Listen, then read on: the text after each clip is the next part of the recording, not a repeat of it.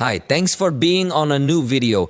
This time I have first impressions of the realme 14X, a mid-range device from this manufacturer. Let's start.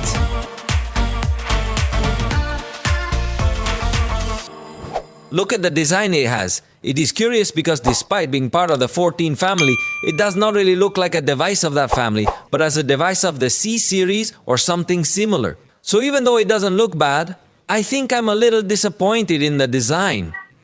In this case, we're going to find a thickness of 7.94 millimeters and has a weight of 190 grams.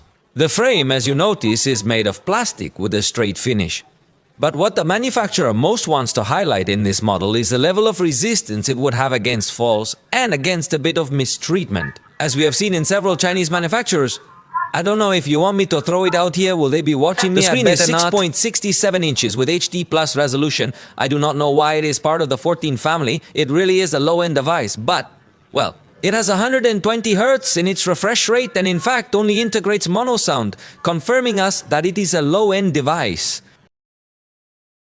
In the photographic section, we find the main camera of 50 megapixels with f1.8 aperture and autofocus, but apparently without optical stabilization, and the rest is decoration and marketing. The front camera is 8 megapixels, simple, but I think that to make low range is fine. The video recording can only go up to full HD at 30 frames per second, both with the rear camera and the front camera, which, curiously by default, records in HD. The battery has a capacity of 5000 mAh traditional, but there is no information regarding the load, possibly going to support. I estimate that about 35 watts, but I do not know. Let me know you in the comments. What do you think?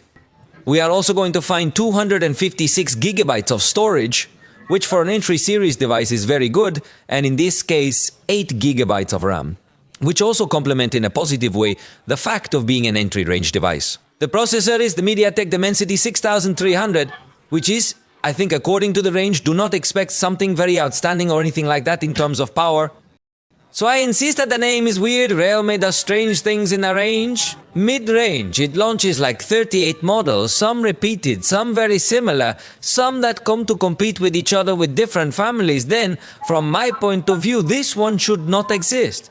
Leave the low end for the C series and the 14 series, keep the high end please. That's all for this video.